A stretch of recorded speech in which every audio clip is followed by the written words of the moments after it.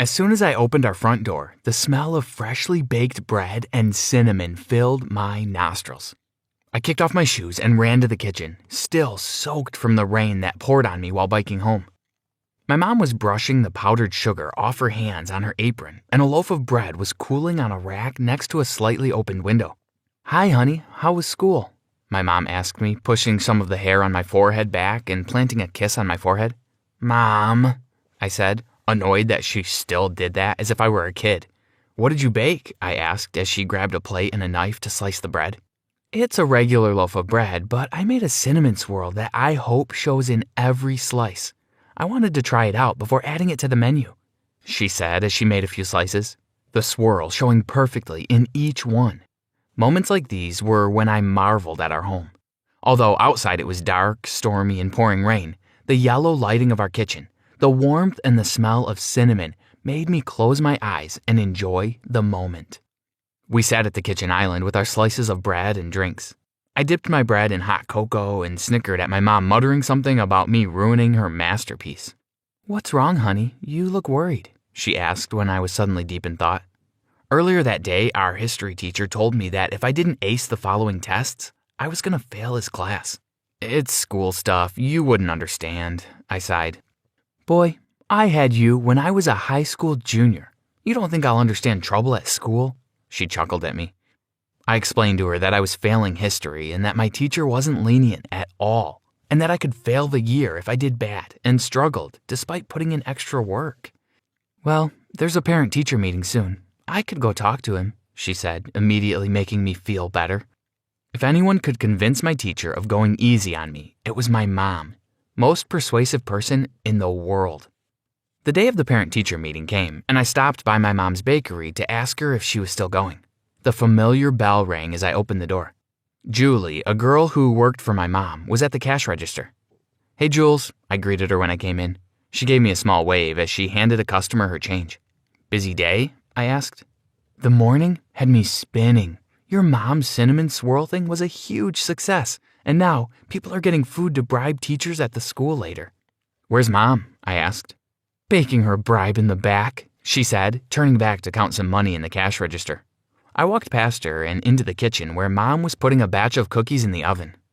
"Are those," I began, but they were, my favorite marshmallow brownie cookies. Mom was wearing a pair of jeans and a red blouse. I noticed she had curled her hair a bit and put on heels instead of her usual sneakers. She looked much more like a mom now than she did usually, but she looked like the kind of mom that distracts your friends. We talked in the kitchen for a while, until the oven beeped. The cookies were placed in a basket, and Mom made her way towards the school. I was watching a movie in the living room and eating popcorn when Mom finally got home. Hours had passed since the time the meeting should have ended, and I was beginning to worry. She kicked off her heels immediately, sighing in relief, and she stumbled towards the couch, plopping down next to me. She told me the meeting went well and that they went out for drinks afterwards. She asked him to help me out a bit, and he agreed, to my relief. "He also told me you're pretty distracted with Adrian," she said. "I know he's failing too, and I know how close you two are, so I asked Mr. Harrison to help him out too." I immediately texted my best friend to tell him the good news, and he was thrilled. At school, Mr. Harrison was suddenly nicer to me. He smiled at me in the halls, complimented me, and went easy on me when grading my tests.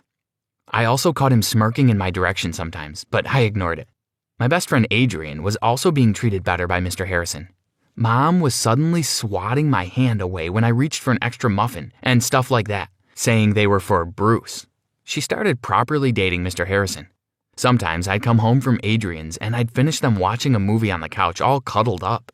It upset me a lot, but I realized my father was never in the picture and Mom hadn't had a boyfriend since high school. Plus, she seemed happy, so I got over it.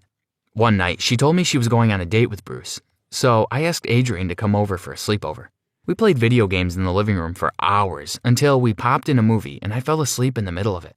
I woke up around 2 in the morning and didn't see Adrian, but I noticed the kitchen light was on. I rubbed my eyes and started walking towards it, but I heard voices. It was my mom and Adrian. I started eavesdropping. "I just wanted to thank you for talking to Mr. Harrison for me," Adrian said, but in a weird way. I knew this voice he was making. It was the voice he used when he was flirting with girls. "It was no problem, Adrian. "You're Jackson's best friend," my mom said, in a totally normal voice. It was clear that my best friend was flirting with my mom, but she wasn't flirting back. "But seriously, thank you," he repeated, and I could hear him moving. "And as I said," my mom began, "it's no problem at all." Now she sounded different. I recognized this too. She talked to Mr. Harrison like this. I couldn't stand it, so I peeked around the corner and into the kitchen. My mom had her back pressed against the kitchen island, and Adrian was sort of cornering her against it. Mom's hand was on his chest, and since he was a tall guy, she was looking up at him. I noticed Adrian was starting to dip his head down, so I quickly walked into the kitchen. I saw them jump apart, but rubbed my eyes to make it seem like I didn't. "Hey guys, what are you doing up?" I asked in a fake, groggy voice. "Nothing, bud. Just came for some water." Adrian jumped to get a cup and filled it with water, after which he pushed me out of the kitchen and we went back to sleep on the couch. I really didn't feel like talking to him about what I saw, but as he snored next to me, I laid awake, staring at the ceiling. I usually hung out with Adrian at his house because it was nicer, but suddenly we were always at mine. He kept making up excuses for us to go to mine instead of his. And I had a sneaking suspicion that it was because he wanted to see my mom. Every time we were at home, I caught him staring at her, and he was trying to find ways to touch her, like passing her a plate and lingering his fingers, or walking past her and putting his hand on her back. I thought it was gross, but I felt that if I brought it up, it would only become more real.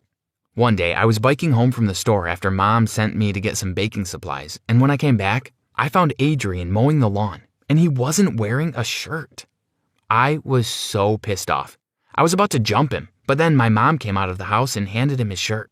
"I spilled orange juice on it, and your mom offered to rinse it out so I wouldn't get all sticky," he explained, laughing at the image without context.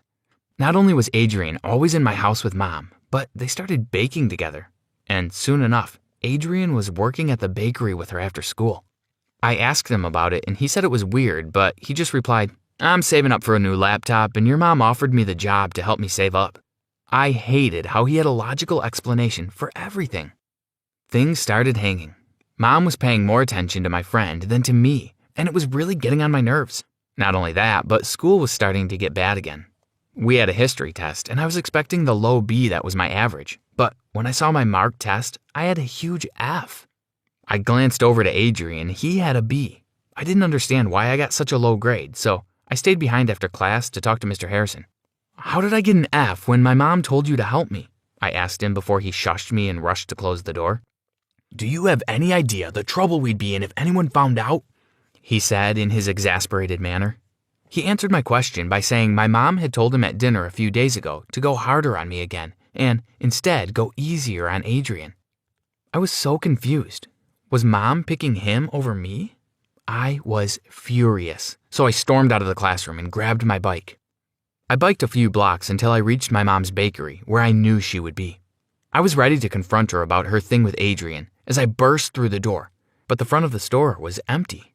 I figured she must be in the kitchen, so I stalked to the back and swung the door open, only to find my mom kissing my best friend. My mom gasped when she saw me and pushed Adrian off of her, rushing towards me, but I slammed the door before she could get to it and sped home as fast as I could. I avoided my mom and Adrian for weeks after I caught them. I snuck out of the house before Mom woke up and came back very late or when I knew she wasn't home. I avoided Adrian like the plague at school, not even bothering to hide it. I was trying to come up with a way to get back at them, or at least get them to stop, because as far as I knew, they were still making out when I wasn't looking. My history grade started to go up, so I guess I got that out of it, but it wasn't enough. I was packing up my stuff after history one day when Mr. Harrison asked me to stay behind because he wanted to talk. He sat on his desk, fidgeting nervously as I waited for him to just spit it out. Then he finally did. He wanted to ask my mom to marry him, but didn't know how to do it. "Is there anything she finds romantic? Something special?" He looked nervous and excited. I felt kind of bad for the guy. At that moment, I felt like a light bulb popped up above my head, and I had a plan. As soon as I got home, I started working on it. 2 days later, Mr. Harrison went to order a very special cake, my mom's favorite, on the bakery's website. When he went to the other tab to pay for it, the bakery's new logo popped up. It read, "Nothing better than a cake and a kiss with your son's best friend." Not only did my mom get dumped, but Adrian failed history. which led to him failing the year. Serves them right.